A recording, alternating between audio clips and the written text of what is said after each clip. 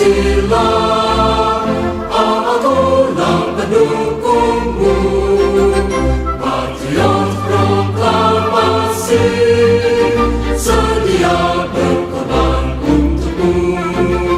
Pancasila dasar negara, rakyat adil maupun sentosa, pribadi bangsaku.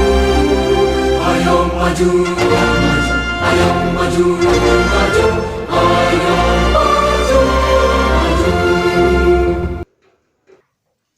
Selamat berjumpa di Perspektif Kepala Suku Nusantara.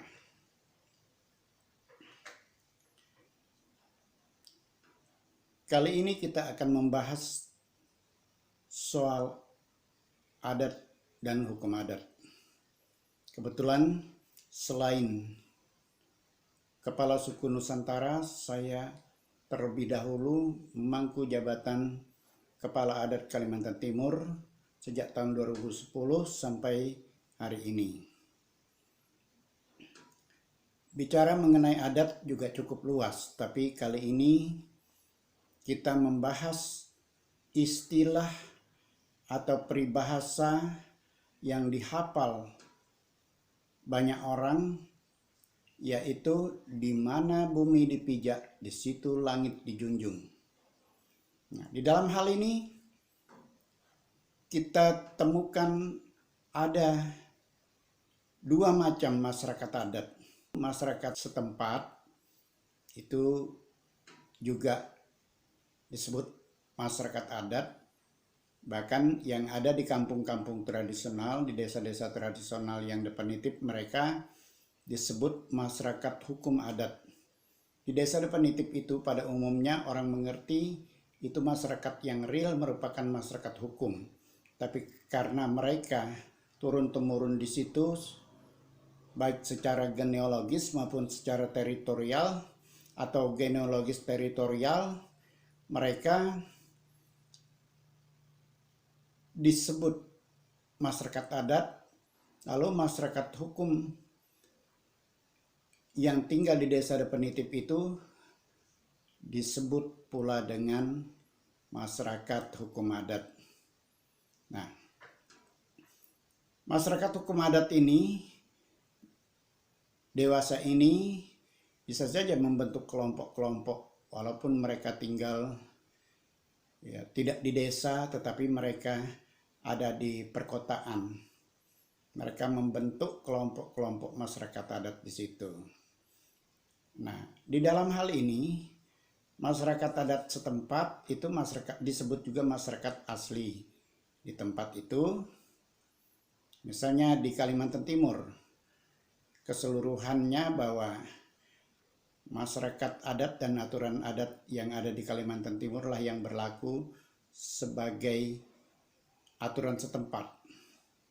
Lebih khusus kalau di desa-desa itu adalah aturan adat di desa setempat. Nah, sekarang ini ada beberapa kelompok masyarakat adat yang datang dari luar. Misalnya yang datang di Kalimantan Timur ada masyarakat adat Batak, ada masyarakat adat Jawa, masyarakat adat Toraja, Manado, dan lain-lain. Nah, yang datang ini juga mereka adalah masyarakat adat. Tapi mereka juga membentuk kelompok mereka. Kadang-kadang ada kelompok yang memang kelompok adat, tetapi ada juga kelompok ormas atau LSM. Nah, kalau LSM atau ormas ini juga tentu ada rambu-rambunya juga. Nah, kita bahas dulu mengenai masyarakat adat. Mereka bisa memberlakukan hukum adat mereka atau adat istiadat mereka, budaya mereka di tempat di mana mereka tempati sekarang. Misalnya dari Sulawesi asal mereka nempati wilayah Kalimantan Timur. Mereka bisa saja membuat kelompok atau menerapkan hukum adatnya di Kalimantan Timur, tapi sebatas untuk kalangan mereka sendiri. Misalnya suku Toraja ya hanya untuk kalangan Toraja, tidak juga dia akan bisa mengatur dengan kelompok Batak atau kelompok Bugis dan sebagainya. Terlebih dia tidak bisa lebih berkuasa daripada kelompok-kelompok adat yang ada di Kalimantan Timur. Nah, dalam hal ini masyarakat adat yang datang dari luar meninggalkan daerah leluhurnya, ini disebut dengan istilah civil society.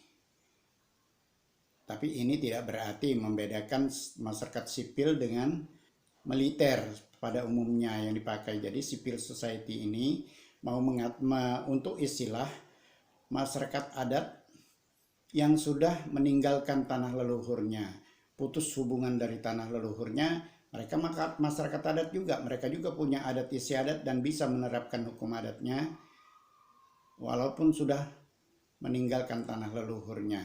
Tetapi terbatas hanya di kalangan mereka sendiri. Tidak bisa mereka memberlakukan untuk orang lain, baik yang sesama suku pendatang, masyarakat adat pendatang maupun yang tuan rumahnya. Nah, ini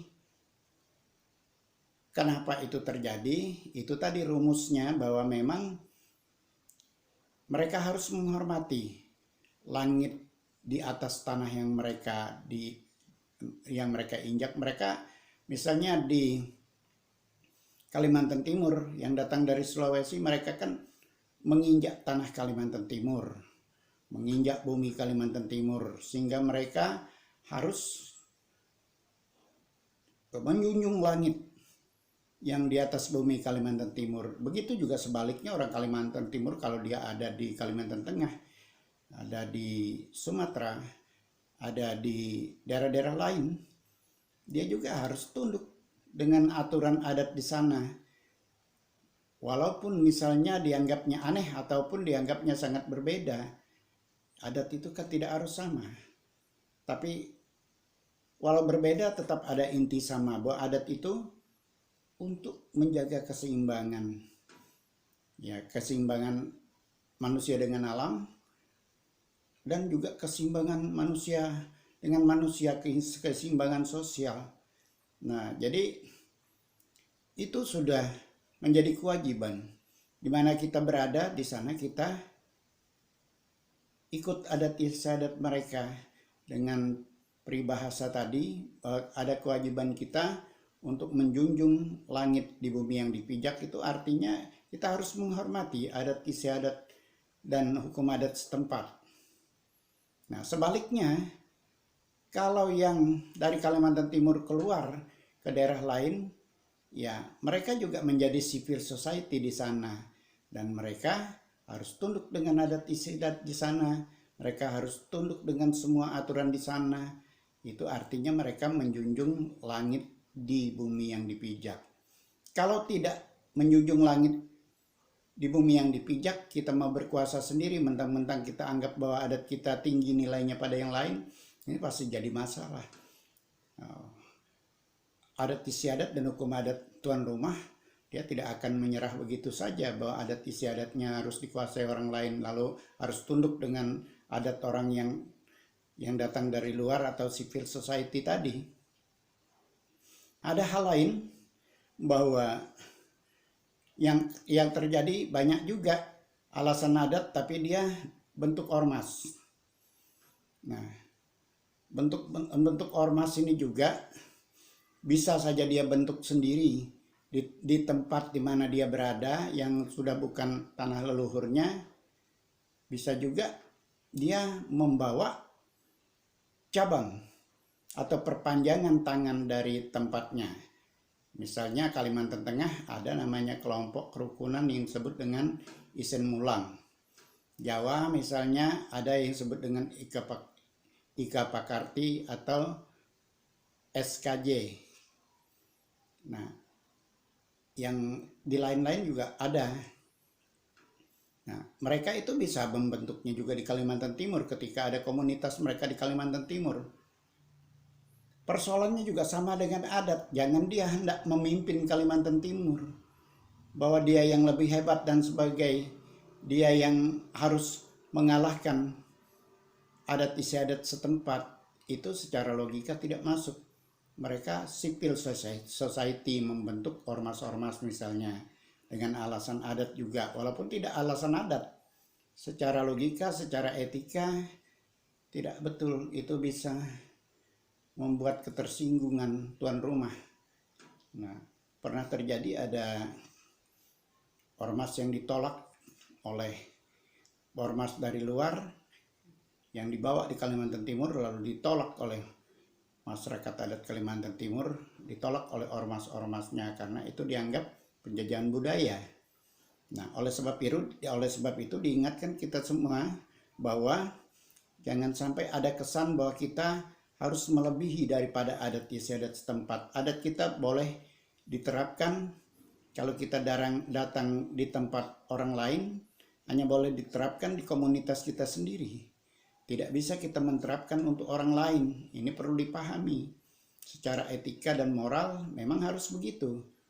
Moral dan etika itu sudah lama disebut-sebut hampir semua orang bahwa kita harus menjunjung tinggi langit di bumi yang dipijak, atau begini, harus menjunjung tinggi langit di mana bumi dipijak.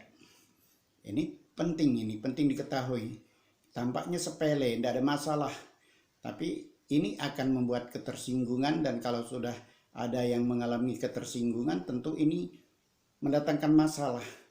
Jadi diharapkan baik orang Kalimantan Timur maupun dari luar Kalimantan Timur harus mengetahui hal ini supaya tidak jadi masalah. Kalau jadi masalah kita tidak bisa hidup rukun, kita tidak bisa bersatu. Oleh sebab itu, bagi yang sudah punya rencana, sudah mulai memasang ancang-ancang bahwa saya akan berkuasa di daerah orang lain karena saya merasa kuat, ini sudah pasti cikal bakal masalah. Enggak bakalan orang yang di bumi dipijak itu akan menyerahkan sepenuhnya, sebodoh-bodohnya dia, bahwa dia tetap punya adat yang bernilai luhur. Nah, ada lebih baik saya lihat fenomena di Kalimantan Timur. Banyak teman-teman dari suku lain, mereka bergabung saja dengan ormas-ormas yang memang bernuansa daerah setempat, atau paling luas dia nuansanya Kalimantan. Nah, ini tanda dia tulus ikhlas mau menyatu, dan kalau dia punya potensi atau kebolehan dia mau membantu orang-orang setempat ini supaya dia menjadi kuat. Nah, kalau tujuan untuk menguasai, ya jelas tidak betul. Nah, para penyimak sekalian, sekali ini cukup sampai di sini. Saya juga akan meneruskan video ini dengan seri-seri lain yang khusus mengenai adat. Karena bicara adat juga cukup luas. Nanti ada bicara tanah adat, ada bicara hukum adat, ada bicara macam-macam. Nah, jadi saya terima kasih bagi yang sudah menyimak video ini. Mudah-mudahan menjadi pengertian bagi kita bahwa kita harus tunduk di mana kita ada. Kalau kita kebetulan ada di tempat lain, kita harus hormati adat istiadat di sana, harus hormati etika dan moral juga. Jadi ini penting untuk menjaga kerukunan, kebaikan bersama, dan menjaga supaya tidak terjadi perselisihan antara kita. Sekian dan terima kasih. Semoga bermanfaat bagi kita semua.